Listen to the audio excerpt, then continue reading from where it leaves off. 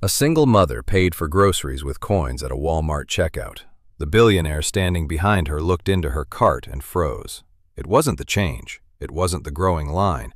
It wasn't the shame burning across her face. What he didn't see in that cart broke something inside him. Because 27 years ago, a woman just like her did the exact same thing in this exact store, his mother. 41-year-old Darius Kincaid hadn't cried since burying her. He wasn't the sort of billionaire who chased headlines. No tweets, no podcasts. He didn't preach hustle culture on tech conference stages. He ran a $4.7 billion logistics empire from a downtown Boston office, and most people passing him on the street never looked twice. That was by design. At 41, Darius was the sole owner and CEO of Kincaid Logistics Group, a freight company moving medical equipment and fresh produce across 37 states. Built from absolutely nothing, no trust fund, no Stanford dorm room, no family connections opening that first door. From a rusted box truck bought at 23 with $3,200, a Dorchester credit union almost denied him his credit score was 581. His collateral, a handshake. That truck became 2 became 6 became a fleet. The fleet became a company. The company became an empire. The boy from Dorchester became the man in the Exeter Street penthouse in Back Bay. Floor-to-ceiling windows overlooking the Charles River, a closet full of suits costing more than his mother's base yearly salary.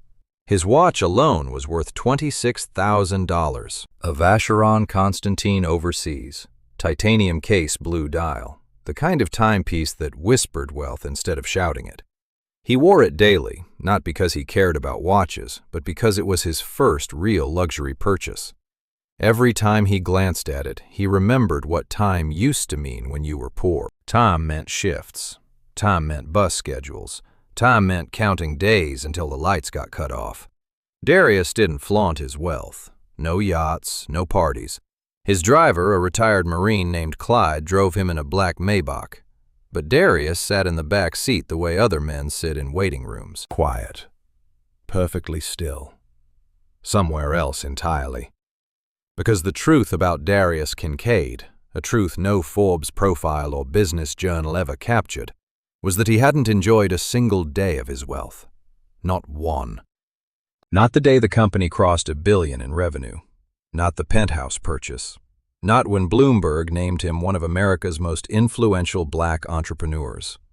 Every milestone arrived hollow, like a package delivered to the wrong address. The only person who could have made it matter was already gone. Lorraine Kincaid, his mother. She died 12 years ago. Congestive heart failure at 54 in a Hancock Street apartment in Dorchester.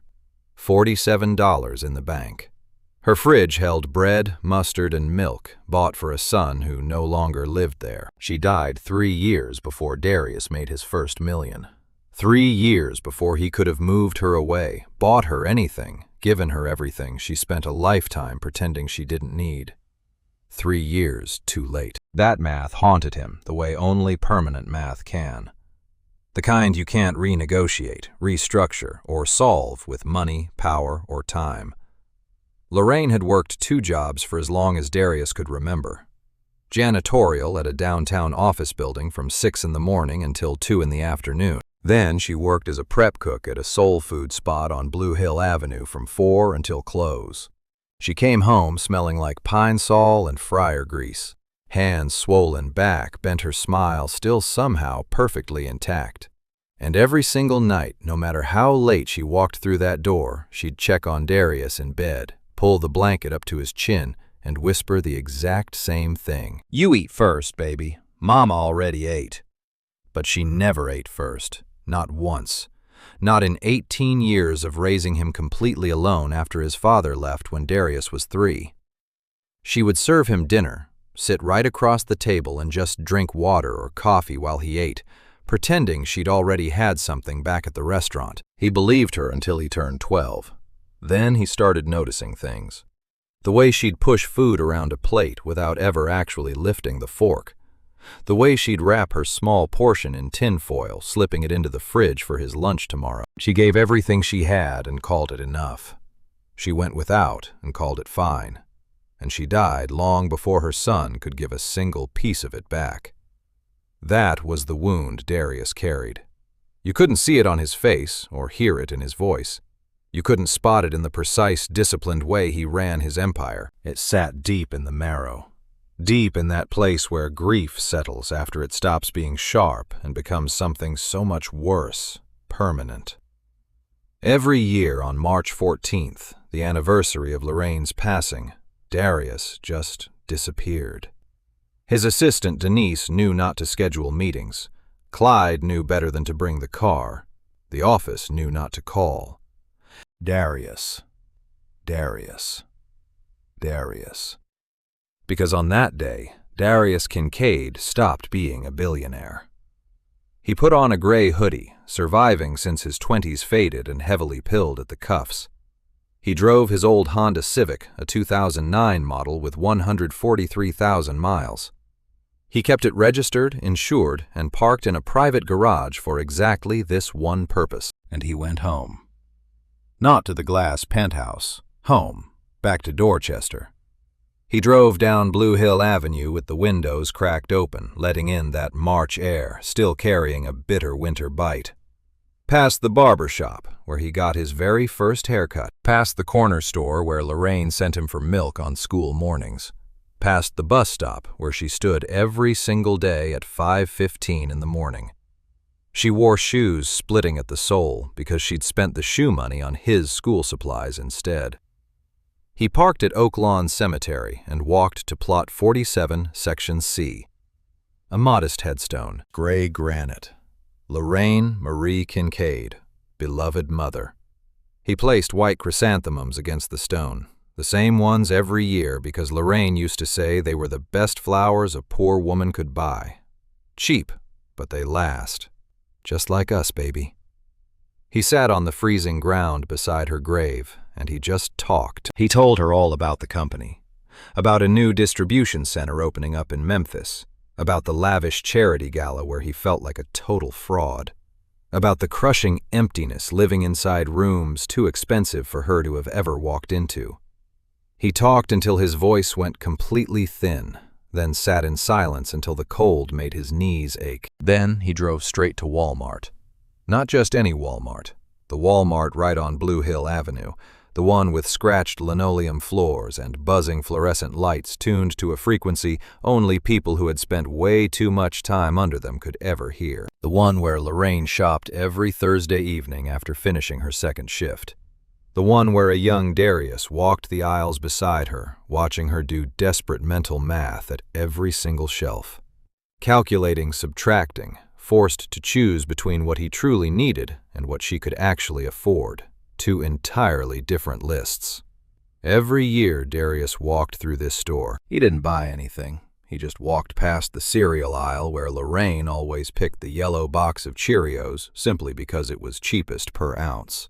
Past the produce section where she would squeeze firm avocados she could never buy and whisper, maybe next week. Past the school supplies aisle where she let him pick one single thing and he would hold a box of crayons like buried treasure. He walked. He remembered. He left. 12 years of this heavy ritual. 12 years of walking through a Walmart like a ghost visiting the living. But this year, something finally shifted. He stopped dead in the cereal aisle, reached up to the shelf and wrapped his fingers around a yellow box of Cheerios. 8.9 ounces. Same brand, same size, same exact shelf position. He stared at it for a long, quiet moment. Then he dropped it into a basket. The very first thing he had purchased in this store in 12 years. He walked to the checkout lanes. He chose a regular line over self-checkout because Lorraine never trusted machines with her money and stood quietly behind two other customers. His faded hoodie was pulled up that Vacheron Constantine watch completely hidden under the sleeve. Nobody looked at him twice. Nobody recognized him. In Dorchester, inside this specific Walmart, he was just another tired man holding a box of cereal. The line crept forward. The person directly in front of him finished paying and left. And then Darius finally saw her. A woman, late 20s, maybe 30, thin in a way that wasn't athletic at all. A thinness born from skipping too many meals and pretending it was a conscious choice. She wore a jacket far too light for a Boston march. Unlined denim, the zipper broken halfway up, so it just hung open at the collar. Her jeans were torn at the left knee, and it definitely wasn't fashion wear. Her hair was pulled back into a tight ponytail. Clean but dry, the kind of hair that hadn't seen real conditioner in months. Her fingernails were trimmed, kept short and filed even, but 3 of them were cracked right down the middle. She had clearly given up on vanity. But she hadn't given up on dignity. Darius recognized that delicate difference instantly, because his own mother had lived inside it every single day of her life.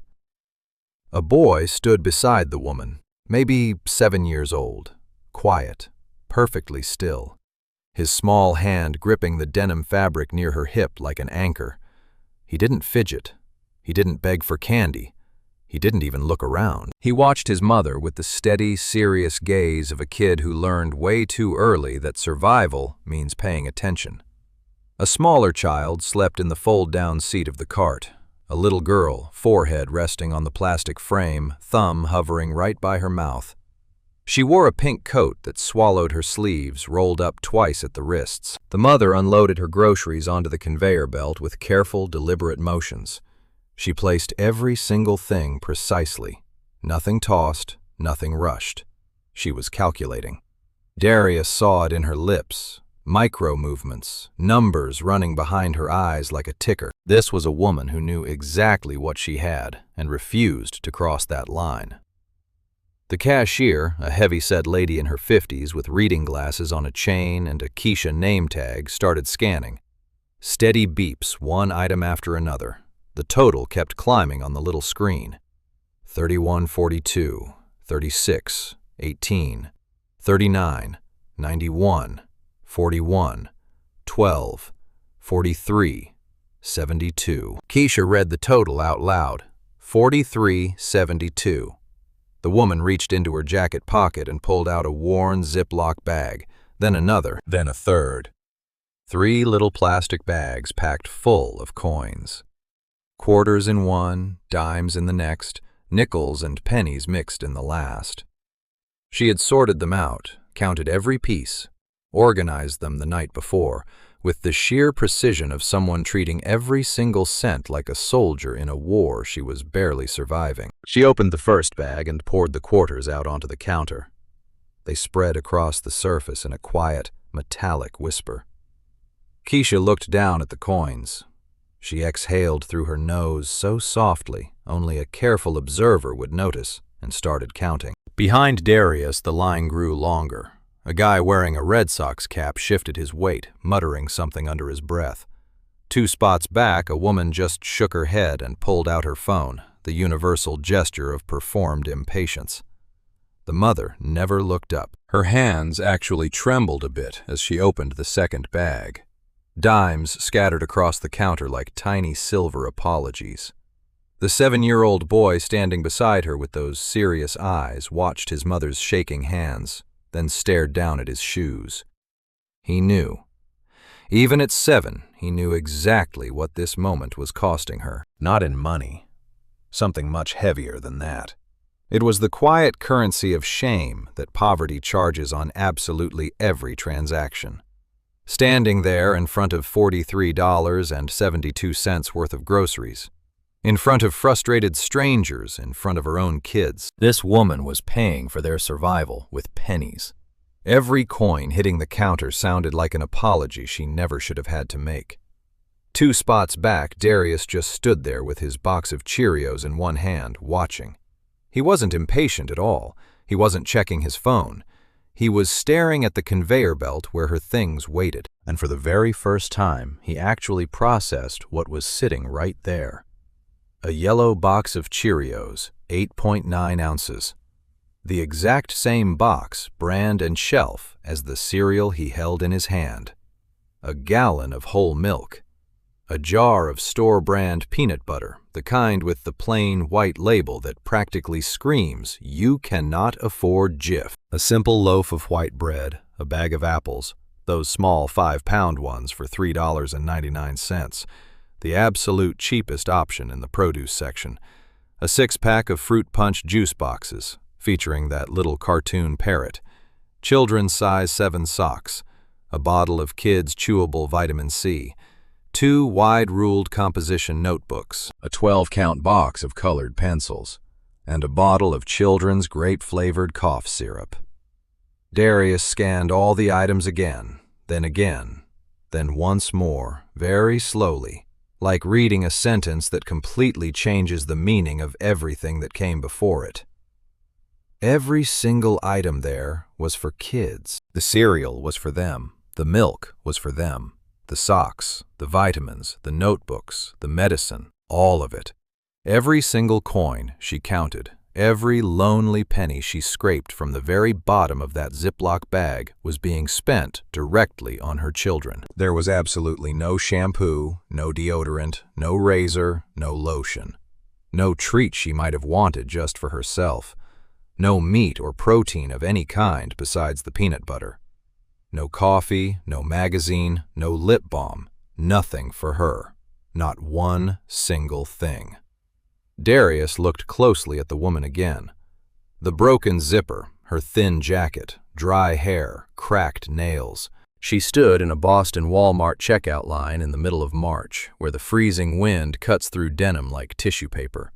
Paying for her children's food with coins she counted by hand the night before, without spending a single cent on herself. He stared at the Cheerios inside her cart, then down at the box in his own hand. Same box, same shelf, same store 27 years apart. His own mother's hands had done this exact same thing, standing at this same counter, counting out the same coins, buying that same cereal for him. Never once for herself, always for him. And the entire world simply stopped right there, trapped between the beep of a scanner and the clink of a dime hitting Formica. Darius Kincaid could not move. He couldn't step forward, couldn't back away, couldn't even take a breath without something deep in his chest threatening to rip apart at the seams. Something he spent 12 years welding entirely shut with work, wealth, and distance. Because this was not just some random stranger buying groceries. This was his mother. Standing right there alive in a completely different woman's body, repeating the very same sacrifice he was too young to stop and too late to repay. The yellow box of Cheerios in his hand suddenly felt heavier than anything he had ever held. Heavier than corporate contracts, heavier than loss, heavier than the cold granite headstone he knelt beside just an hour ago. The memory hit him like a bare fist to the sternum, not gradually, not in that soft, cinematic focus you see in movies. It arrived all at once, whole, sharp, merciless. It dragged him 27 years backward through time, even as his body stayed firmly rooted to the linoleum floor of a Walmart checkout line. He was 14 years old. Same store, same aisle, same dull fluorescent hum overhead. But the woman standing at the register wasn't some stranger. She was his absolute everything. Lorraine Kincaid was 36 years old and looked 50. Not because she aged badly. Exhaustion just has this brutal way of carving time into a woman's face, much faster than any calendar ever could. She worked 2 jobs, janitorial duty at the Prudential Tower downtown from 6 a.m. to 2 p.m., scrubbing toilets and mopping floors in an office high-rise where men in crisp suits just walked past her like she was furniture. Then working as a prep cook at Gigi's Soul Kitchen on Blue Hill Avenue from 4 p.m. until close, peeling potatoes and chopping onions until her fingertips literally cracked and bled onto the cutting board. Every single night she came home smelling like harsh bleach and old cooking grease, swollen hands, a lower back bent in this stubborn way that never fully straightened out anymore. And yet she smiled constantly, almost like the physical pain was a secret she agreed to keep from the universe, just as long as the world kept her boy safe. Darius's father walked out when Darius was 3, No note left behind, no forwarding address, zero child support. Just a man who ultimately decided the weight of his own family was far heavier than the front door he walked right through. Lorraine never really talked about him, not with burning anger, not with sadness, not with anything.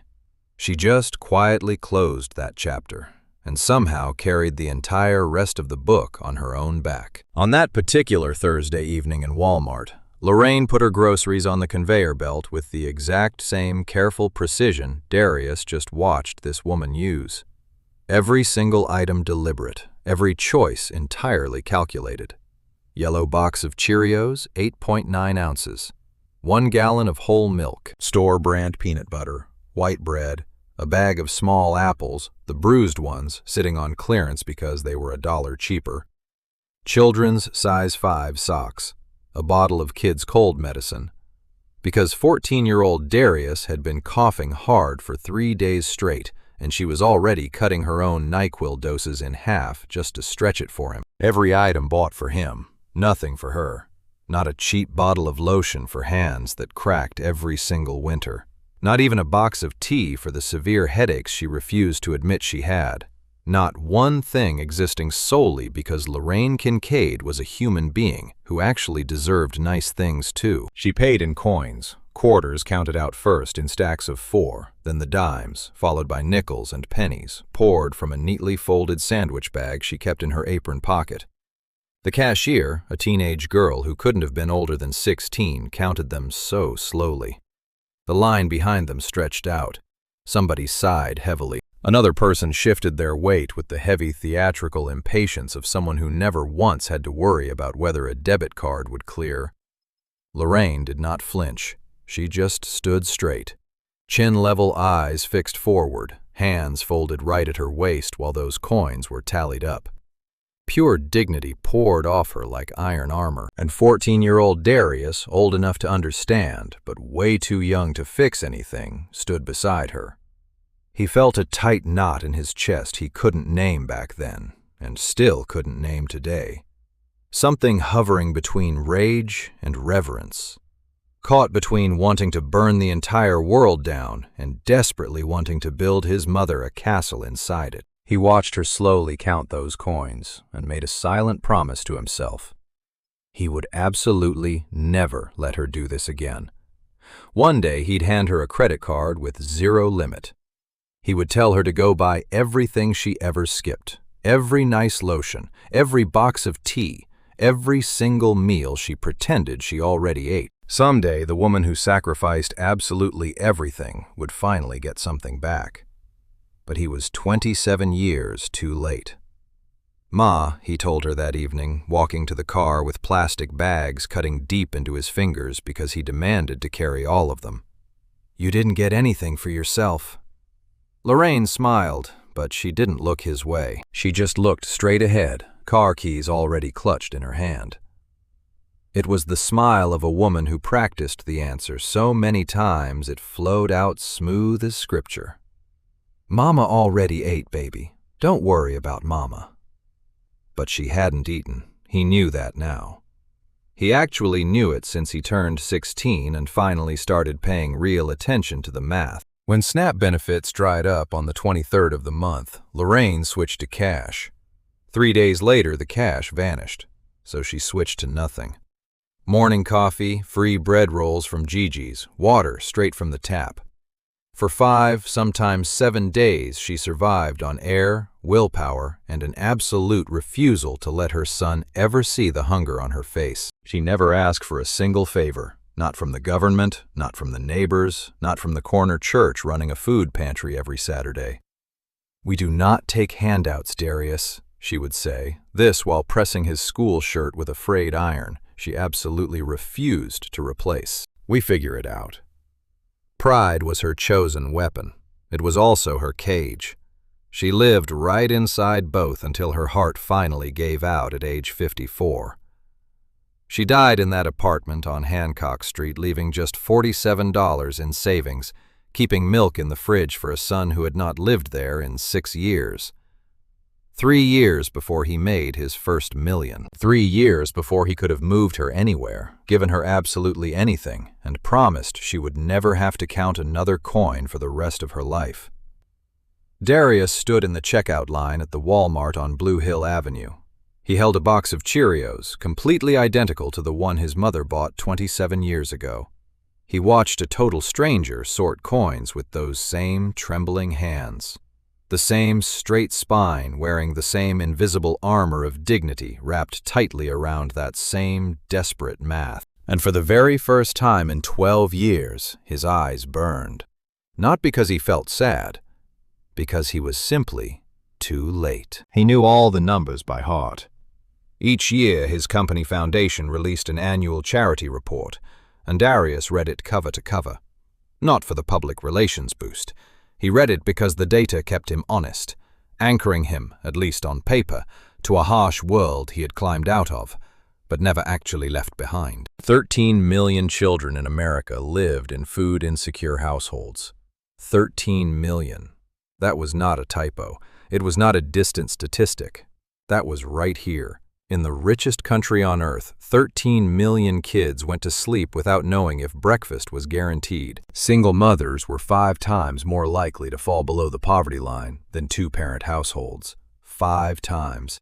Not 2, not 3, 5.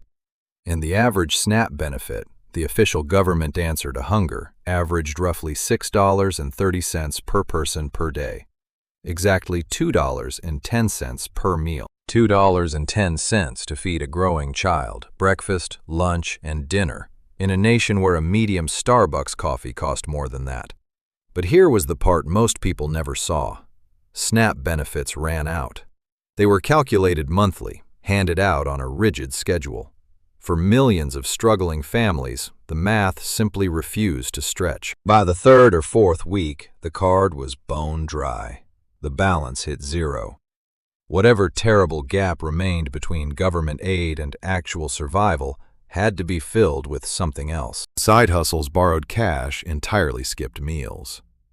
Coins counted on a dark kitchen table by a mother too exhausted to sleep, yet too stubborn to quit. That was exactly what Tamara was doing right now. Darius saw it with a sharp clarity that cut right through every quarterly report and philanthropic summary he ever reviewed. This was not data. This was a human being standing 6 feet away paying for her kids' groceries with sorted coins. Why? Because the system ran the numbers and decided her family was not worth another 31 days of food. His own mother had never applied for food stamps. Never once. "We do not take handouts, Darius." She chanted it like a mantra, a protective prayer. It was her shield against a world that already judged her harshly for being poor, black, and completely alone. She filled that brutal gap with extra overtime shifts, free restaurant scraps, and a kind of creative hunger management no school ever teaches, but every poor mother learns by pure instinct. And this woman, this complete stranger in the broken zipper jacket, was not swiping an EBT card today either. She was paying in loose coins. The exact same pride, the same stubborn refusal. A quiet, desperate war fought with pennies instead of actual weapons. Darius stood behind her, feeling the heavy, suffocating weight of knowing a statistic, and then watching it breathe. The coins came up short. Keisha counted everything twice. 3 Ziploc bags emptied every quarter, dime, nickel, and penny scattered across the checkout counter like a battlefield of copper and silver. The total was $43.72. The coins added up to $40.55. $3.17 short. Tamara just stared at the glowing screen. Then she stared at the groceries still sitting on the belt. Her face did not crumble. It tightened up. The muscles along her jaw pulled inward, displaying the kind of hard tension that only comes from years of practicing composure in front of your own children. It was the kind of brave mask only a mother could hold steady while her stomach completely dropped through the floor. Her eyes scanned the belt. Cheerios, milk, peanut butter bread, apples, juice, socks, vitamins, some notebooks, colored pencils, cough syrup. She reached for the colored pencils, a 12-count box, $2.47. Putting those back meant she would still be short, but much closer. Her hand hovered over the box, the way you hesitate over something belonging to your kid, knowing that snatching it away leaves a wound you will carry far longer than they ever will. A small voice broke the heavy silence, not loud at all, barely above a fragile whisper. "It is okay, Mama. I do not need those." 7-year-old Micah stood right beside his mother, hands tightly gripping the hem of her worn jacket. His serious brown eyes looked up, holding a quiet understanding that no 7-year-old boy should ever possess. He had seen the harsh math on the screen, watched his mother reach for his pencils. He ran the grim calculation himself, not in numbers, but in the only currency a child truly understands. His mother's face, her rigid jaw, her worried eyes, the sharp way her breathing shifted whenever money got too tight. He did not need those colored pencils. He just needed her to stop looking so scared. Darius heard the little boy speak, and something deep inside his own chest folded in half. It did not crack or break. It just folded like a stiff piece of paper holding its shape for 12 long years that finally surrendered. He did not stop to think. He stopped calculating. He bypassed the careful filters of logic, consequence, and self-protection that governed every other choice in his $4.7 billion life.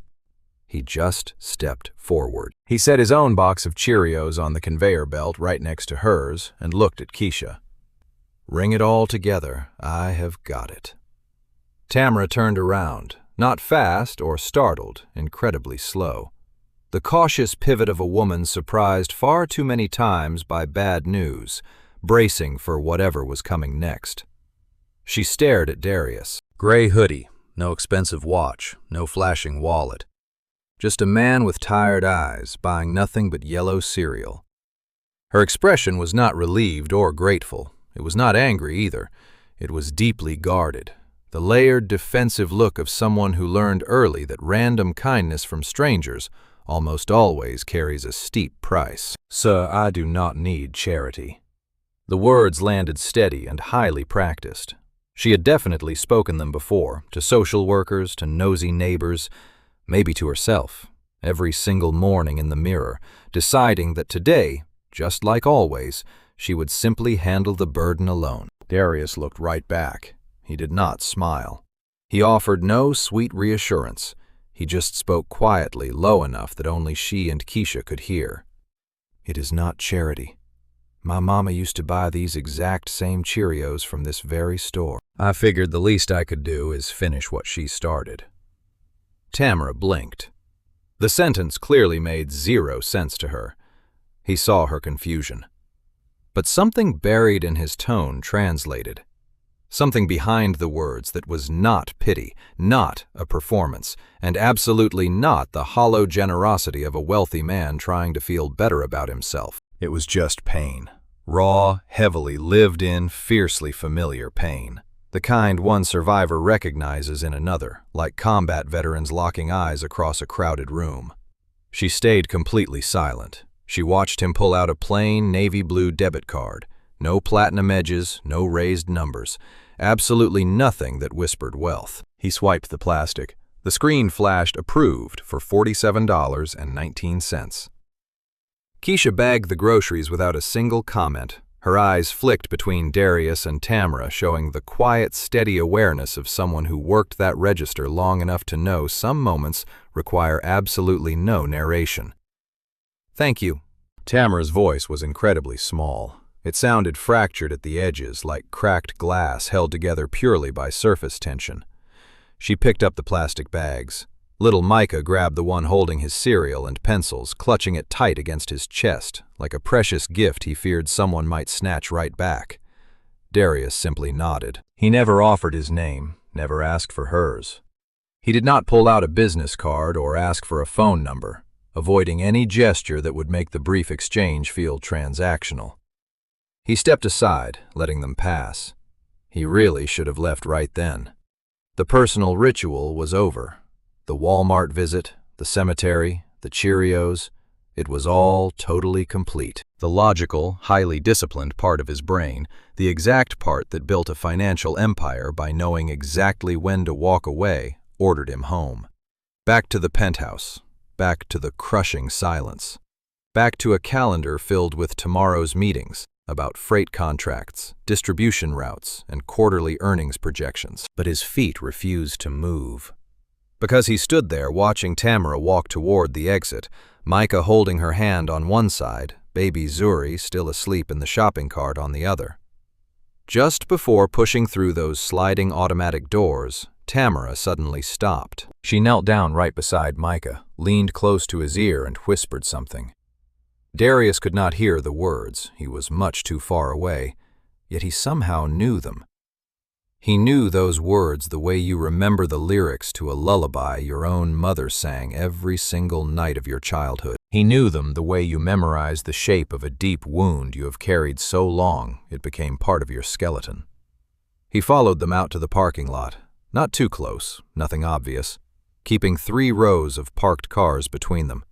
Enough distance to remain totally invisible, but close enough to listen if the wind cooperated. Tamara opened the rear door of the faded silver 2003 Honda Civic, passenger side dented, one taillight patched with red tape. She lifted Zuri from the cart, settling her into a worn-out car seat. The buckle clicked. Zuri stayed still. Micah climbed in and buckled up. He stared at the Walmart bags on the seat beside him. Then he looked up at his mother standing outside. He asked if they could eat the crackers now he was hungry. Tamara reached in, pulled out a sleeve of saltines and handed them over. Micah took them and tore the plastic. Crumbs fell onto his jacket. He chewed briefly, then held the sleeve out, asking if she wanted some. And Tamara Osei, 29 years old, shivering in a Blue Hill Avenue Walmart parking lot, looked at her son. She gave him a smile passed down from generations of women who loved harder than they lived.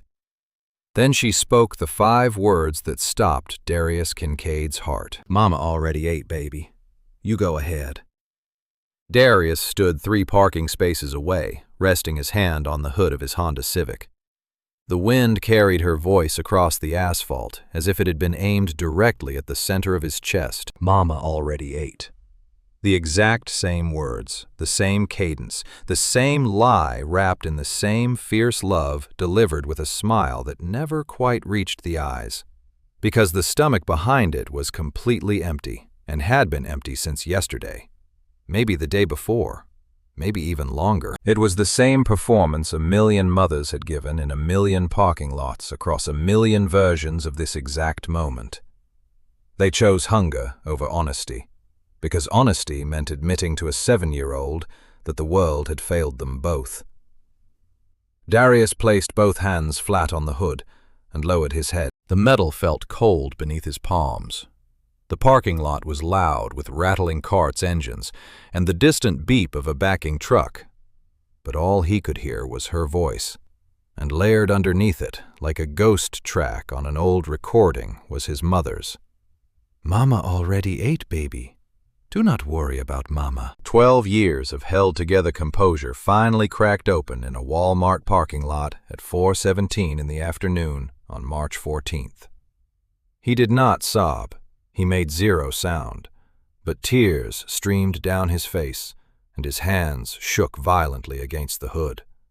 That box of Cheerios he had placed on the roof of his car just sat there, catching the late afternoon light, like a small yellow monument to everything he had lost, and everything he was staring at right now. He watched the silver Honda pull out of the space, watched it turn left toward the exit, watched those brake lights blink red at the stop sign right before it merged onto Blue Hill Avenue, fading completely into the traffic. He pulled his phone from his hoodie pocket. His hands were still trembling as he dialed. Denise picked up on the second ring, telling Mr. Kincaid she thought today was his day off. He cut in. "I need you to do something for me." His voice sounded steady enough to function, but Denise had worked for him for 9 years. She heard the fractures hiding underneath. She asked what he needed. A background check, he told her. Nothing criminal situational. Employment history, housing status, family structure, medical history, education, Absolutely everything. I need it by tomorrow morning. When she asked who it was for, Darius stared at the empty asphalt where the Honda had just been. He did not know her name. He had no idea where she lived. He had nothing except a license plate number he had memorized while standing 3 spaces away with tears rolling down his face. He read Denise the plate number. Then he told her that this stays strictly between them. Of course, she said. He hung up and stood alone in that parking lot for a long, long time. The sun began dropping behind the buildings on Blue Hill Avenue. It painted the Walmart facade in the exact same orange light that used to bleed through the kitchen window of their old apartment on Hancock Street, back when his mother stood at the stove reheating whatever was left from Gigi's, pretending she had already eaten her share. His mother's voice came back to him right then. Not the lie, the truth. Something she had whispered late one night when she thought he was fast asleep.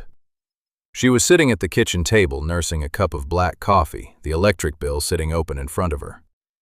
The hardest thing about being poor isn't the hunger, baby. It is pretending you are not hungry, just so your child doesn't worry. Darius Kincaid stood in a Dorchester parking lot. He watched the sky go dark. And for the first time in 12 years, he felt like his mother was trying to tell him something. Not from beyond the grave, not in some mystical way, but through the woman who had just driven away with 2 children and an empty stomach, armed with 3 words that outlived the woman who first spoke them. Mama already ate. He got into the Honda and sat behind the wheel. He left the engine off, just sat there watching his breath fog the cold windshield, thinking about his mother, about the stranger, and about the yellow cereal box sitting on his passenger seat like a bridge between 2 women who had never met, but somehow lived the exact same life 27 years apart. He was going to find her. Not to hand her money, and definitely not to play the hero. Not to prove anything to anyone. He was going to find her because his mother had spent her entire life pretending she wasn't starving, and she died before anyone could sit her down and tell her, "You matter. You are seen, and you do not have to carry this alone." He couldn't save Lorraine Kincaid. She was already gone. But the woman in the parking lot wasn't. Not yet. And Darius Kincaid, a man who built a $4.7 billion company on logistics, mastering the science of getting the right thing to the right place at the right time, finally understood what all that skill was actually for. Denise sent the file at 11:14 p.m. 2 long days of digging, 48 hours of pulling public records, cross-referencing old addresses, and building a profile from the kind of data that sits in government databases. Data that rarely gets read by anyone who could actually do something about it. Darius opened the email on his laptop, sitting alone in the penthouse. The city glowed through the floor-to-ceiling windows behind him. The Charles River was pitch black and completely still, reflecting the distant lights of Cambridge on the far bank. His coffee had gone stone cold 2 hours ago. He hadn't even noticed. Tamara Na Osei, 29 years old, born right there in Roxbury, Massachusetts. Her mother, Abina Osei, emigrated from Accra, Ghana in 1989. Father, Jerome Osei, American-born, left the family when Tamara was only 5.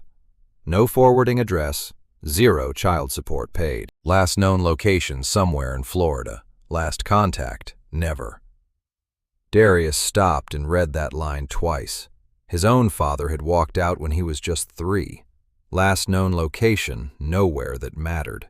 Last contact, a door closing followed by a silence that lasted an entire lifetime. Tamara's mother, Abina, worked as a nursing aide at a long-term care facility in Mattapan for 22 years.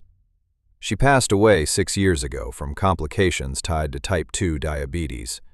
She was 53. She left behind absolutely no estate, no savings, no life insurance, just a daughter and 2 grandchildren. Kids she had helped raise between grueling double shifts and insulin injections she sometimes skipped because the copay was $14. And $14 was a gallon of milk, bread, and bus fare for the week. Lorraine Kincaid had died at 54. congestive heart failure. Just $47 left in her checking account, 1 year apart in age. Two women who had never met, living the exact same life in different zip codes, dying the same way for the exact same reason. Not from a disease.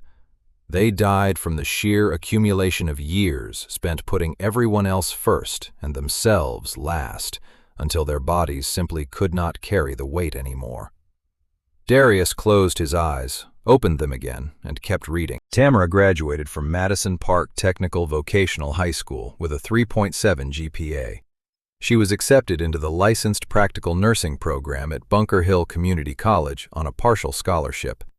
She completed 3 rigorous semesters, finishing at the absolute top of her clinical rotation. Instructors noted her as exceptional. The word actually appeared in her academic file, heavily underlined. Then she got pregnant at 22. The father was a man named Jamal. His last name appeared nowhere in Tamara's records, because he disappeared so completely it was like he had been erased from the system entirely. Before vanishing, he promised to stay, promised to help, promised to be there when the baby finally came. 4 months after Micah was born, Jamal was gone. Same old story, same heavy door closing, same deafening silence. Tamara withdrew from Bunker Hill, not because she wanted to, but because affordable childcare for a newborn in Boston simply does not exist. If you lack family, a partner, or savings, you simply drown. Wealthy people assume everyone has a safety net because they have never had to live without one. So Tamara took 2 jobs. She worked as a prep cook at a restaurant on Dudley Street from 6 a.m. to 2 p.m. Then she joined a cleaning crew at a financial district office building from 5 p.m. to midnight. Between those shifts, she picked Micah up from a neighbor who watched him for $40 a week. She fed him, bathed him, read him a story, and put him to bed, leaving for that second job before he even woke up. Darius immediately recognized the brutal schedule. It was his mother's schedule. Almost hour for hour. Prep cook during the sunny hours, cleaning crew deep into the night.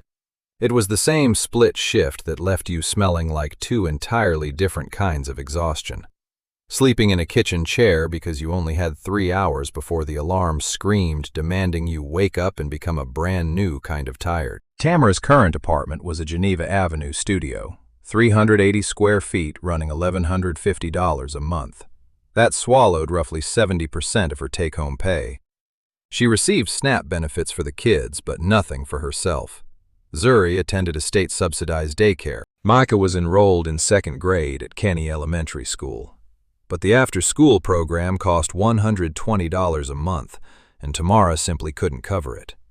So Micah went home at 3:30 every single afternoon, sitting alone in that apartment until Tamara returned at 6. Sometimes 6:30, sometimes even later whenever the city bus ran behind schedule. A 7-year-old boy, alone for 2.5 hours every day. His mother just could not afford the program that would keep him safe.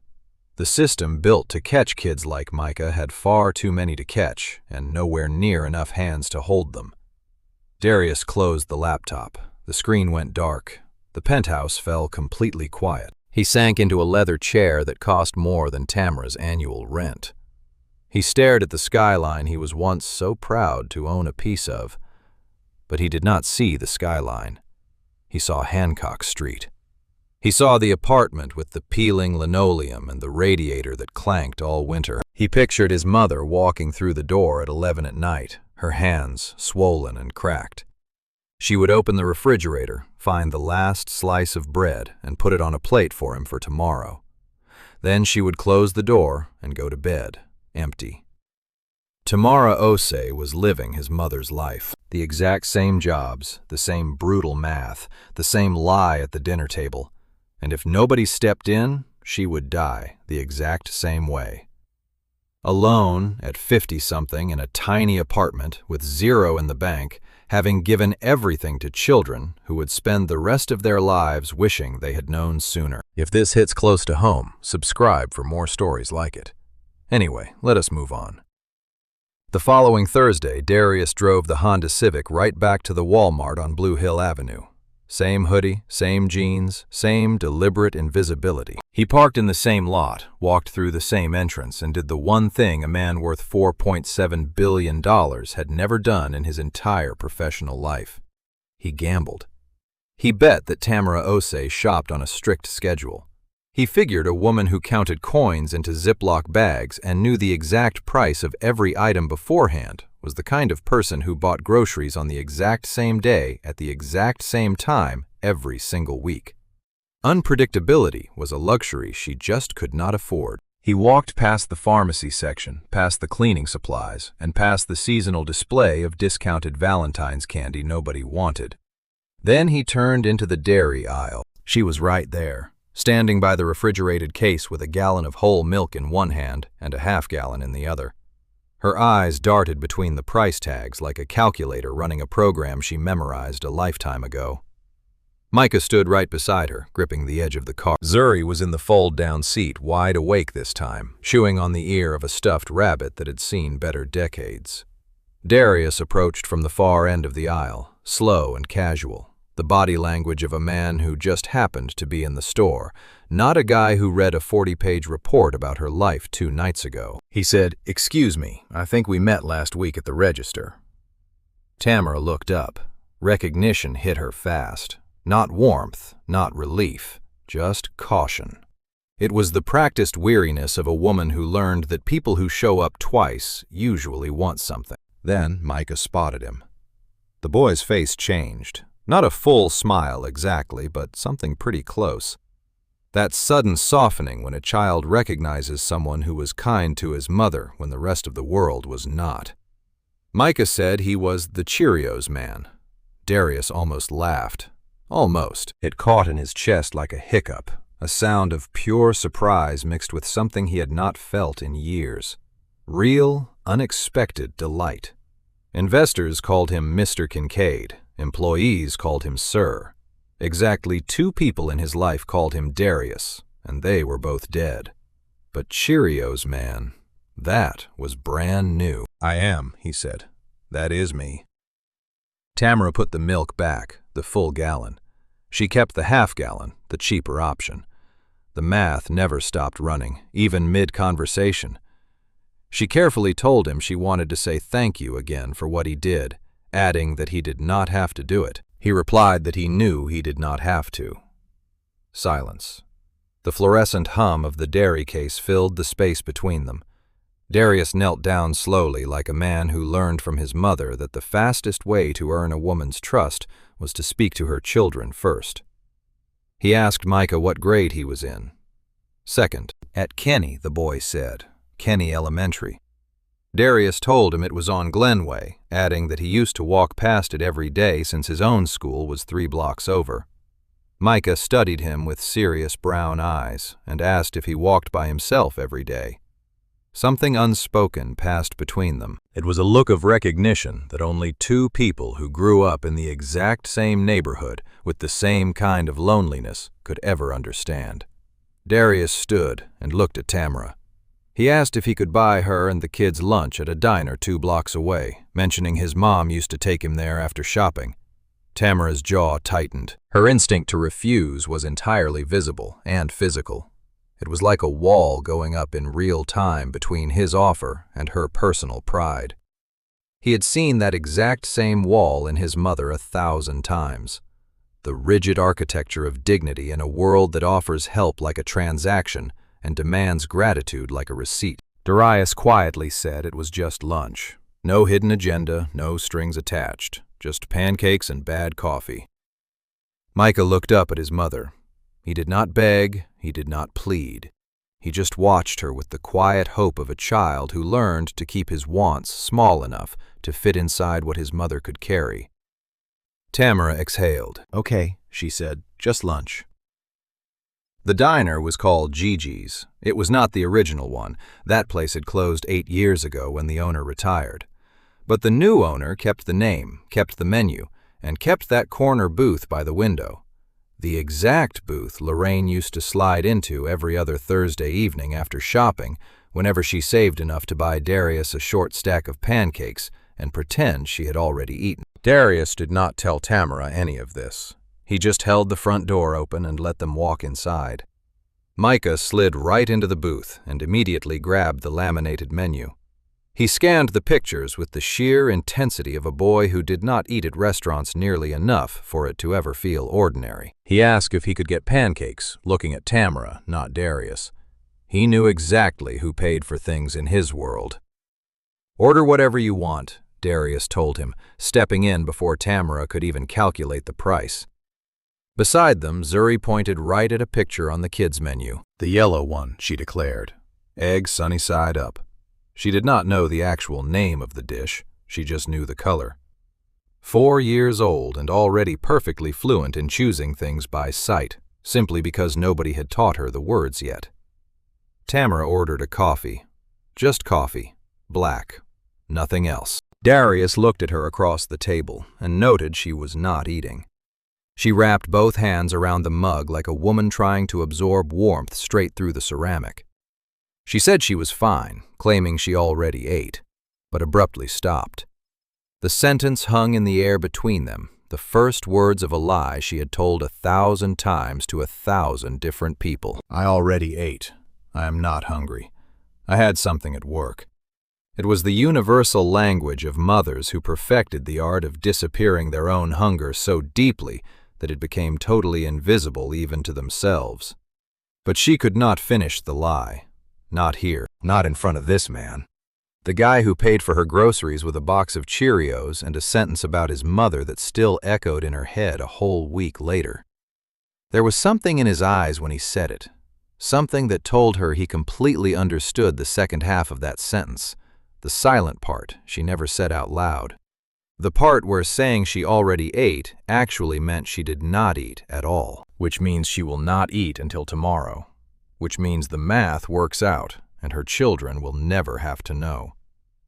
Darius did not wait for her to finish. He flagged down the waitress and ordered 2 short stacks, one for the young gentleman across the booth and one for Tamara. Exactly the same thing. Butter and syrup. Tamara opened her mouth to protest, but Darius quietly cut in, saying his mom used to say the exact same thing. His tone was not preachy, it was not pitying. It was the voice of a man pulling a thread he had carried for decades. "I'm fine. I already ate. Do not worry about me." He said she repeated that phrase every single day, adding that it took him 25 years to finally figure out she was lying every time. Tamara just stared at him, her lips pressed tight together. Her eyes glistened, not with tears exactly, but with the heavy moisture that rises when someone says the very thing you have been hiding underwater for so long you forgot it was even there. The steaming plates of pancakes arrived. Micah attacked his with the pure, unself-conscious joy of a 7-year-old who had temporarily forgotten the world was so complicated. Zuri poked her eggs with a fork, totally fascinated by the way the bright yolk ran across the ceramic plate like liquid gold. Tamara stared down at the fresh pancakes sitting right in front of her. Stacked, buttered, warm. She picked up the fork incredibly slowly. It was the movement of someone who had forgotten the feeling of eating without first calculating who else needed food. She took a small bite, chewed, and swallowed. And for a brief moment, the heavy tightness in her shoulders finally let go. She looked like a normal woman simply eating breakfast, rather than a mother performing the endless calculus of daily sacrifice. She started telling him about the nursing program, not because he asked, but because the food did something a week of sleepless nights never could. For 11 quiet minutes in a vinyl diner booth, it made her feel like an actual human being instead of a walking survival system. She mentioned she had made it 3 full semesters into the LPN program at Bunker Hill, standing at the very top of her clinical rotation. Her instructors called her exceptional. She told him about the surprise pregnancy, about Jamal, the withdrawal, and working 2 jobs. She explained how Micah came home to an empty apartment every afternoon because an after-school program cost $120 a month, and $120 was 4 days of groceries. She did not tell it like a tragedy. She laid it out like a simple list, calm and matter-of-fact. The exact way someone describes a problem they have stared at for so long it has lost all emotional charge and become just another concrete wall to walk around every single day. But Darius heard the pulse beneath it all. He heard the dream folded away so deep she had almost forgotten where she hid it. "What would you do," he asked her, "if you could go back to school?" Tamara stopped chewing. She gave him a look he recognized from executive boardrooms the exact moment a single question rewrites the whole conversation. "I would finish my nursing license." The answer came instantly. No pause, no careful calculation, no weighing the brutal odds against her. It tumbled out like truth does when someone finally unlocks the door. "I would finish my LPN, then I would get my RN. I want to run community health clinics, the kind in neighborhoods like this, where folks cannot afford to get sick." Darius watched her. 29 years old, 2 kids, 2 jobs, a tiny apartment, keeping a dream alive for 7 years on pure willpower. She never buried it. She simply ran out of hands to carry it. "Okay," he said. "Let me make a phone call." Tamara's expression shifted. It was not hope, not yet. Something right before hope. That careful, guarded look of someone who knew exactly how dangerous wanting something could be. Wanting was the fastest way to lose it. "I do not need a handout," she said. Same words from the checkout line, same spine. I know Darius told her that is not what this is.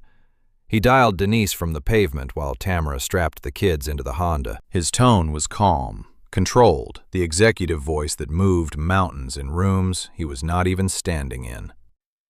"Pull the Bunker Hill Community College Scholarship Database," he said. "Find a program called Second Chance. It is for women returning to school after an interruption. Find the eligibility rules and the deadline.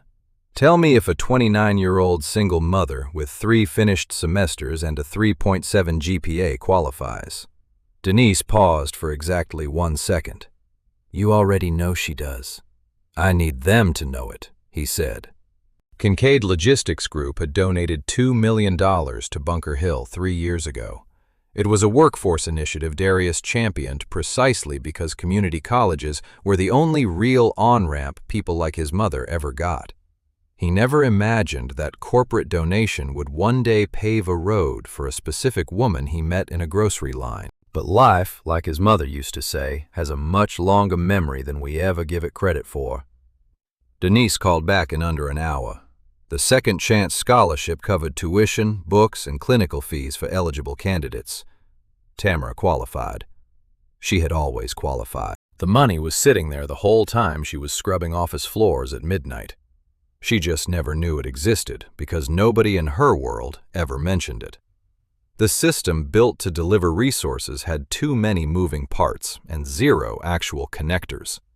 That was the brutal reality of poverty that sterile policy papers constantly missed. It was not just a lack of money, it was an information blackout, a blind spot, keeping the doors locked not because they were sealed shut, but because nobody ever told you where the handle was. Darius called Tamara that evening. She picked up on the 4th ring. Her tone was wary, totally guarded, the voice of a woman who almost never gave out her number and already regretted it. "I found something," Darius told her. "It is not charity. It is a scholarship you already qualify for. Somebody just needed to point it out." Dead silence on the line. "Then, what kind of scholarship?" "Nursing, over at Bunker Hill. Full tuition, books, everything. It is called Second Chance, and it was built for exactly your situation." More silence, much longer this time. Darius heard Zuri babbling in the background, a TV humming on low, the rattle of a radiator that probably only worked half the time. "Why are you doing this?" Tamara asked. And for the very first time, the question was not suspicious. It was completely genuine. It was the voice of a woman standing at the edge of a life she had only ever looked at from the outside. "Because my mother spent her whole life qualifying for things nobody ever told her about," Darius answered. "By the time I had the wealth to help her find them, she was already gone." He did not let the silence hang for too long. He had more news. For Micah, there is a Boys and Girls Club on Bowdoin Street running a free after-school program. Homework help, snacks, totally supervised, until 6:30 p.m., zero cost. He starts Monday. Over the line, Tamara's breathing suddenly changed. It was the sharp gasp of someone whose chest had been crushed for so long that first real breath almost felt like pain. And your housing, paying $11.50 a month for a tiny studio. You actually qualify for a Section 8 voucher. You always have. Boston's wait list is massive, sure, but there is an expedited track for single parents enrolled in school. My assistant Denise already pulled the paperwork. That is, if you want her to. Tamara did not speak for a long, long time. When she finally did, her voice barely scraped above a whisper. It was fractured, raw, clinging to the absolute edge of something that just might be belief. You are telling me these things were sitting there this entire time? Yes. And nobody even told me. Nobody told my mother either. That is exactly what keeps me awake at night. What Darius uncovered over those next few weeks was not just about Tamara. It exposed the hidden architecture of poverty itself, that invisible infrastructure keeping millions of people chained to survival mode. Meanwhile, the keys to their own freedom hung totally out of reach, buried in government filing cabinets they never even knew existed. Without officially saying a word, Denise naturally became his full-time research partner. She had been his assistant for 9 straight years, managing his calendar and professional life with brutal precision. But this was different. This felt personal. Denise felt it too because she grew up in Mattapan herself, just 3 zip codes away from Tamara, and she intimately knew the terrain. She is receiving SNAP benefits Denise mentioned during a call that was supposed to cover a shipping contract, but pivoted somewhere more important. Yet she is not on WIC, Women, Infants, and Children. That is a completely separate federal program covering milk, eggs, fresh produce, specifically for mothers with kids under 5. Zuri qualifies, and Tamara qualifies. It would easily save her $60 to $80 a month on basic groceries. So why is she not on it? Because nobody told her. These welfare programs simply do not communicate. SNAP is run through one office. WIC goes through a completely different one. There is no master system flagging a struggling family to say, hey, you are actually eligible for this other grant too. You have to somehow know it exists. Then find the office, file separate paperwork, bring fresh documents, and show up during regular business hours, which, for a single mother working 2 jobs, is practically impossible. Darius leaned back in his leather chair. $4.7 billion to his name, yet the thing making him furious was not a ruthless competitor or some blown acquisition. It was a metal filing cabinet. And the housing situation even worse. Tamara was bleeding $11.50 a month for a tiny box. She easily qualified for Section 8, the federal voucher subsidizing rent for low-income families.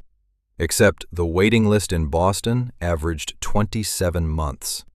27 months of burning 70% of your paycheck on a studio apartment, all while a cold bureaucracy shuffled your paperwork at the speed of pure indifference. There is a fast track, Denise explained, for single parents actively enrolled in approved education or workforce programs.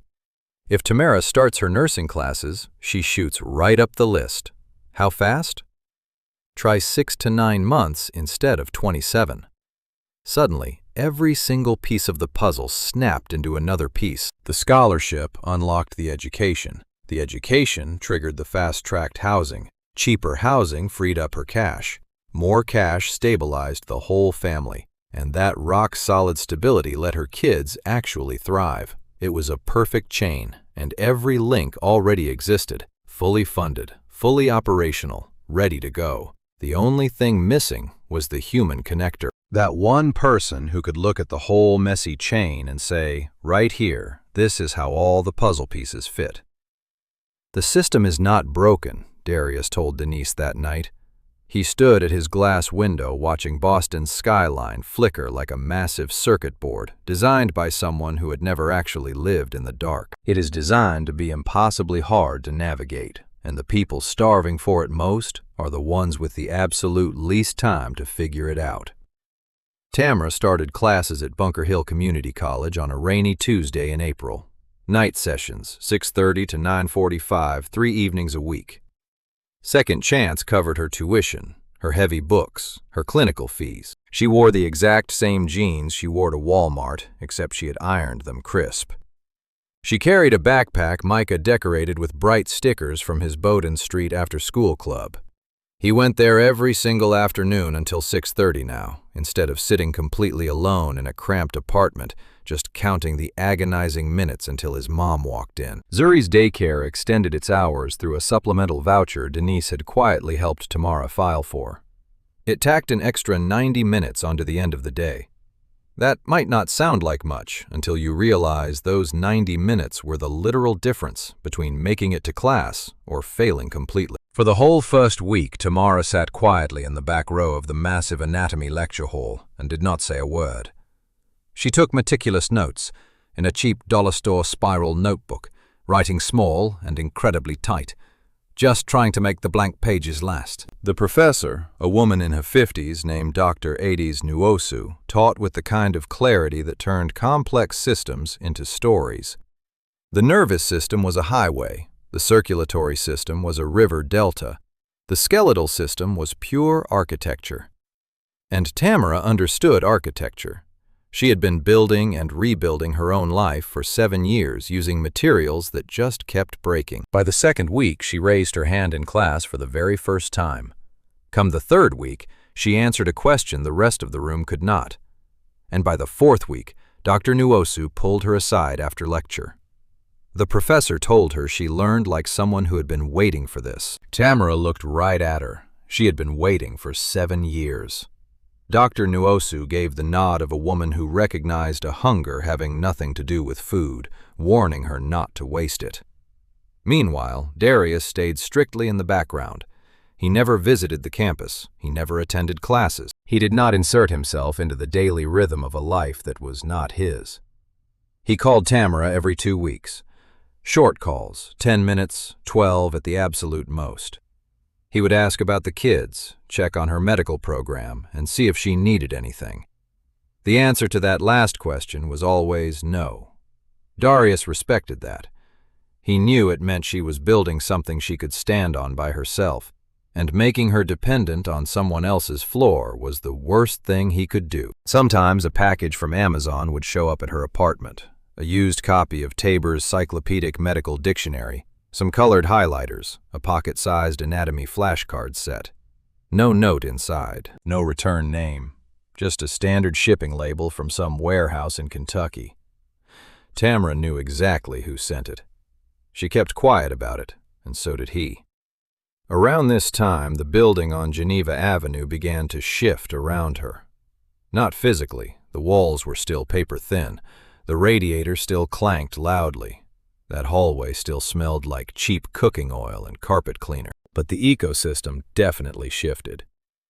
Jewel Patterson lived in apartment 312, 1 floor right above Tamara. 68 years old, she had retired from the Boston public school system after 31 years as a cafeteria worker. Her knees ached whenever it rained, and her television stayed on all day because the silence bothered her way more than the noise did. She had watched Tamara come and go for 2 whole years. Watched her rush down that hallway with Zuri perched on one hip and a heavy bag slung over the other shoulder. Watched her drag herself home at midnight, fumbling blindly with her keys, her back bent like a woman twice her actual age. One Tuesday evening, Tamara was strapping Zuri into the car seat, trying to calculate if she had enough gas to reach campus and back. Suddenly, Jewel appeared right in the doorway of the building. She told Tamara to hand over the baby. It was not a question, it was an instruction. The exact tone you get from a woman who raised 4 children of her own and had 0 patience for logistics that a willing pair of arms could solve. Tamara completely froze. She stammered that she could not ask Miss Jewel to do this. Jewel cut her off. She pointed out Tamara had not asked. She was telling her, hand over the child and go to school. The girl would be asleep in 20 minutes anyway, while Jewel watched her shows. Tamara could bring her upstairs later. Tamara felt her eyes fill up. She did not argue. She just handed Zuri over to Jewel. The older woman settled the girl against her shoulder with the practiced ease of someone who had held 1,000 children. Then she walked right back inside, humming a song from some church Tamara had never even attended, but somehow recognized anyway. From that night forward, Jewel watched Zuri every Tuesday, Wednesday, and Thursday. She never asked for a dime. Tamara tried paying her once, and Jewel just looked at her the way Odette Thibodeau would look at someone trying to buy kindness. She reminded Tamara that she spent 30 years feeding other people's kids for $8.40 an hour. This particular child she fed for free. Micah, for his part, started carrying Jewel's trash down to the dumpster without ever being asked. Every Tuesday and Thursday, right like clockwork. He would knock on her door at 6:15, take the bag, disappear down the steep stairs, and come back up with empty hands and his chin held high. Only 7 years old and already entirely fluent in the only language of gratitude that actually mattered: action. During the 6th week of classes, Tamara brought homemade banana bread to campus. She had baked it at midnight the night before, following a recipe from a library book and using some browning bananas Jewel had handed off to her. She sliced it into 12 pieces and set it on the shared study room table. 4 other students gathered there after lecture to review notes. All of them were women, all mothers, all returning to school after life interruptions that had lasted anywhere between 3 and 11 years. Tamara told them that if they were all going to suffer through the musculoskeletal system together, they might as well eat. They laughed, they ate, they studied. By the 7th week, the study group had a name. It was chosen by Renee, a 34-year-old woman returning to school after leaving an abusive marriage. She was starting completely over, with nothing but a court order and a fierce determination to become someone her daughter could look up to. They called themselves the Second Chancers. Slowly, and without any real announcement, Tamara was becoming the center of a small orbit. Not because she sought it out. It happened because she had been helped, and the very first thing she did with that stability was extend it outward. When a drowning person finally touches solid ground, they do not just climb to higher land, they turn around and reach right back into the water. Then came month 4. It broke her. Not all at once. Not dramatically. It was the way most things break when you are poor, completely exhausted, and trying to hold together a life with too many moving parts and zero margin for error. It breaks quietly, in that hollow space between 2 a.m. and 5 a.m. The apartment is pitch dark, the world is fast asleep, and you are the only person awake. Because sleep is a luxury requiring a mind at rest, and your mind has not rested in 4 years. Zuri got a terrible ear infection on a Wednesday. Double otitis media, both ears. The kind that turns a 4-year-old into a screaming, utterly inconsolable furnace of fever and pain. The pediatrician prescribed amoxicillin, $14 with the discount card, and ordered 3 days home from daycare. 3 days. 3 days meant Tamara could not work the restaurant morning shift. Missing 1 shift meant $180 vanished from Friday's paycheck. $180 was a week and a half of groceries. That $180 was the exact margin between paying rent and eviction. Plus, her major anatomy midterm was on Friday. Tamara sat on her apartment floor at 2 in the morning, back pressed against the cold radiator. The textbook sat open across her knees, its pages blurring because her eyes had been open for 21 hours straight. Zuri was finally asleep on the sofa. Her fever had broken by 10 o'clock, but the sheer exhaustion lingered in her small body like a tide that had not fully receded. Micah was asleep in the bed, curled tightly around a pillow. His backpack was already packed for morning because he was the kind of child who prepared for tomorrow before today was even finished. Tamara just stared at the diagram of the skeletal system. 206 bones.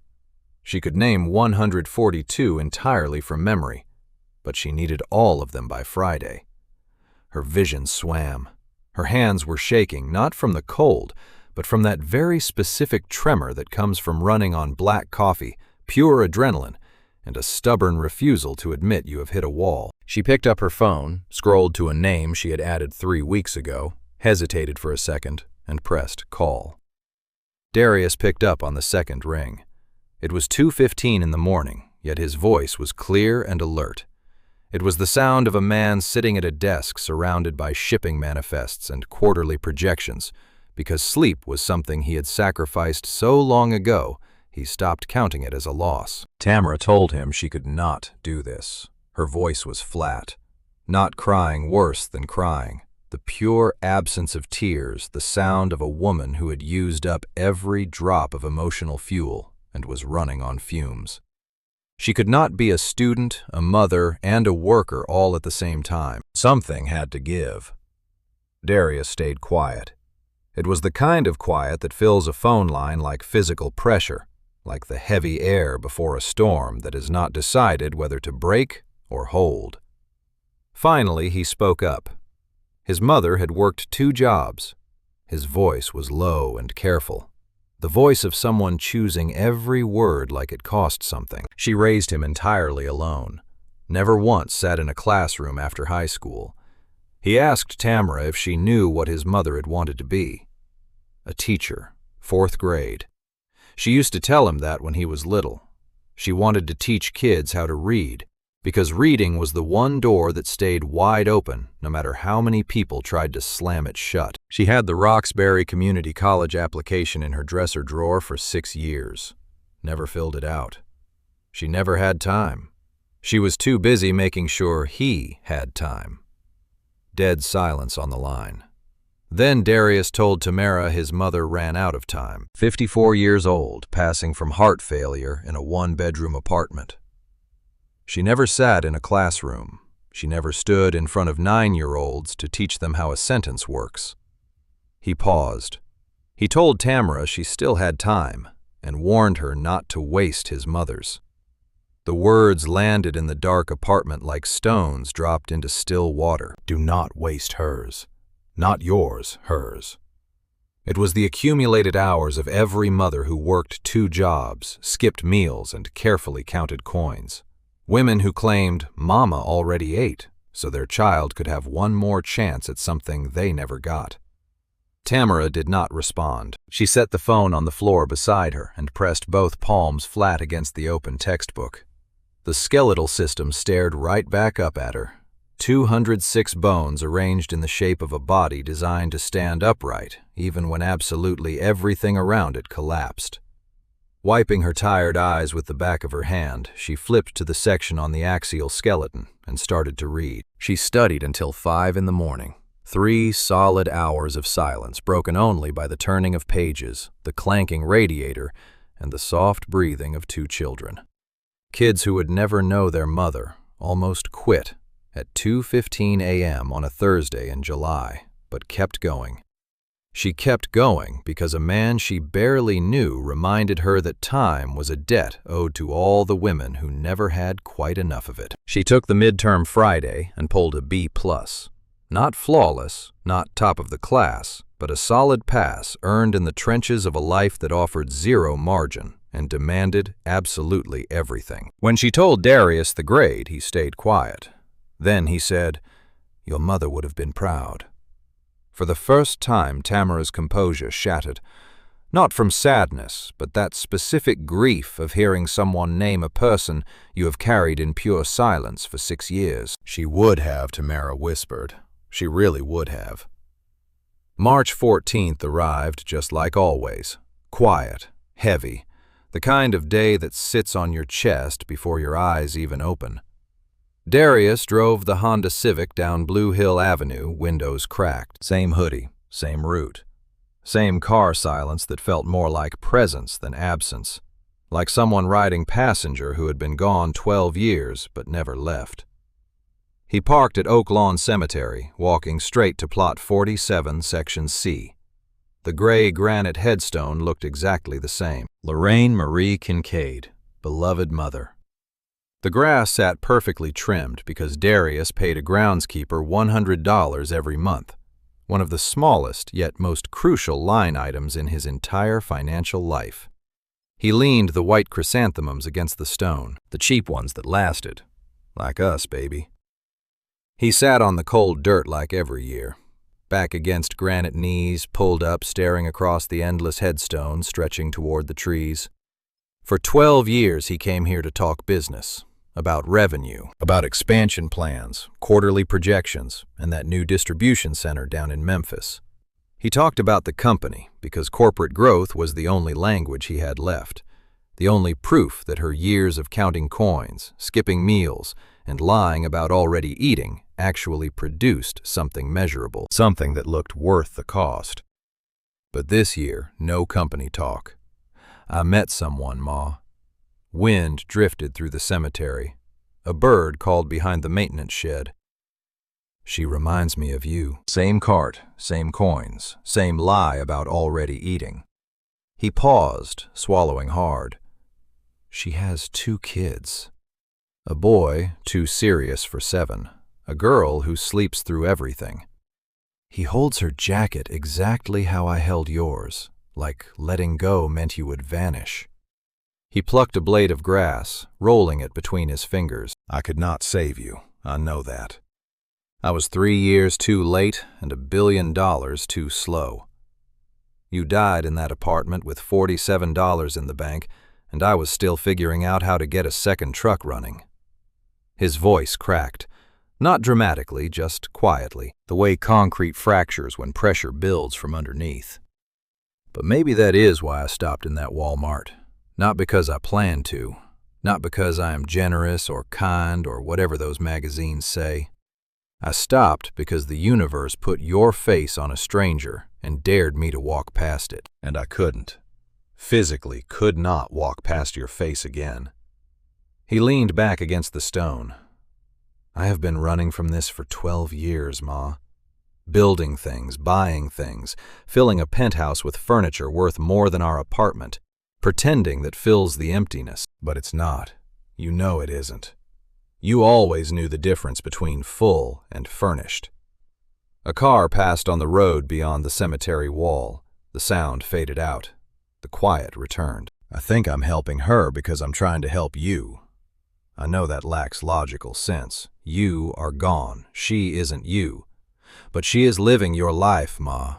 The same 2 jobs, the same empty fridge, the same smile insisting everything is fine while her stomach eats itself. He rubbed his eyes with the heel of his hand. If I can't go back and fill your cart, maybe I can fill hers. If I can't sit you at Gigi's and make you eat pancakes instead of watching me, maybe I can do it for her. Not as a replacement, as a continuation, as proof that the way you loved me didn't die when you did. He sat until the sun dipped behind the trees, the headstone's shadow stretching long across the grass. Then he stood, pressed his palm flat against the cold granite, like touching a closed door when you know someone's on the other side, and walked back to his car. He built a $4.7 billion company, moved freight across 37 states, landed the cover of Forbes, Bloomberg, and every business publication that measured human beings in dollars. Yet the most valuable thing Darius Kincaid ever did was pay $43.72 for a stranger's Walmart groceries on Blue Hill Avenue. That moment he stopped running from his mother and turned toward her. 14 months after that Thursday checkout, Tamara walked across a Bunker Hill Community College stage, receiving her licensed practical nursing certificate. The auditorium was small. Fluorescent lights, plastic folding chairs, and a wooden podium with a microphone that squealed if you touched it. Corner ceiling tiles bore dark water stains, while the air conditioning hummed loud enough to actively compete with the applause. It certainly was not Harvard. No grand ballroom with sparkling chandeliers, keynote speakers, or rich alumni donations funding the champagne. But for Tamara, standing on that stage in a blue gown she had ironed at 5 o'clock that morning, it was the single most important room she had ever walked into. Micah sat front row. 8 years old now, wearing a white button-down shirt Tamara pressed with the exact same iron she used for her gown. His collar sat slightly crooked because he buttoned it himself and entirely refused her help. He sat up perfectly straight. He did not fidget. He watched the stage with serious brown eyes. When the announcer called his mother's name, Tamara he clapped with both hands high above his head, trying to make the ceiling hear. Zuri sat on Jewel Patterson's lap in the second row, 5 years old, tightly clutching a stuffed cat named Biscuit, whose left ear was loved into a permanent bend. She clapped when everyone else did not, because she understood the milestone, but because clapping felt right when Mama was smiling and everyone else was making noise. Darius sat quietly in the third row, hoodie jeans and that Vacheron Constantine totally hidden under his sleeve. Nobody around him recognized him. Nobody even looked twice. He was just another guest in a room full of families watching their people cross the stage. That anonymity was the most comfortable thing he had worn in years. Tamara walked to the podium. The dean handed her the certificate. She took it with both hands, exactly like she held the Ziploc bags of coins at Walmart 14 months ago. But this time, her hands didn't shake. This time, the thing she held wasn't a measurement of what she couldn't afford. It was solid proof of what she could become. She scanned the audience, found Micah first, then Zuri, then Jewel. Finally, 3 rows back, she found the man in the hoodie, the guy who paid for her Cheerios with a passing sentence about his mother completely altering the trajectory of her life without ever making her feel like she owed him a dime. Their eyes locked. Darius nodded. A small motion, the kind of nod carrying way more than words ever could hold. After the ceremony, the hallway packed tight with families taking photos, graduates hugging and little kids darting between adult legs. Tamara found Darius near the water fountain. He stood entirely apart from the chaotic crowd, just like he always did. Like a man who built a sprawling life in corporate boardrooms, but felt most alive in the margins. She didn't say thank you.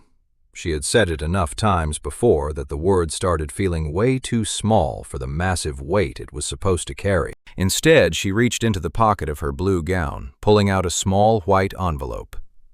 "This is for you," she told him. Darius took the envelope and opened it.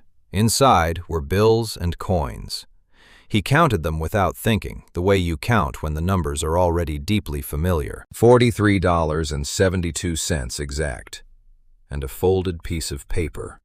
The lined kind from a composition notebook. He carefully unfolded it. Tamara's handwriting sat small and neat. For the next mama who says she already ate. Darius looked at the money, looked at the note, then looked at Tamara. His throat locked up. His eyes burned. The man running a $4.7 billion empire who negotiated contracts with Fortune 500 companies and never once lost his composure in a meeting stood in a community college hallway. Holding $43.72, he physically could not speak. Micah suddenly appeared from somewhere in the crowd, weaving between the adults with the pure precision of a kid who learned to navigate incredibly tight spaces. He tugged hard on the hem of Darius's hoodie. "Mr. Darius, Mama says you are coming to dinner, right?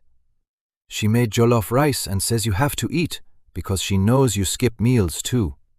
Darius looked down at the boy. 8 years old, serious brown eyes, wearing that slightly crooked white shirt.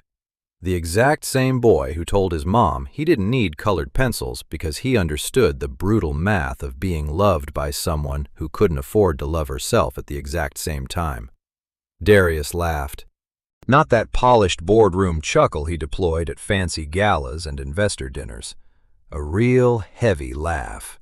The kind that breaks loose from a place inside you that hasn't been open in so long you completely forgot the door even existed. The exact kind of laugh his mother used to pull out of him on Thursday evenings at Gigi's, back when she would steal a bite of his pancakes and pretend she hadn't. Darius told him his mama was right. His voice was heavy. He really did skip meals. Tamara stood at the far end of the hall, Zuri balanced on her hip, Biscuit the cat dangling from Zuri's tiny fist. She watched Darius and Micah walking her way, the billionaire in the hoodie, the 8-year-old with the crooked collar. And she just smiled. She called out for him to eat first this time, adding that she already had. And there it was, those exact same words, Mama already ate. But for the very first time, they were not a lie.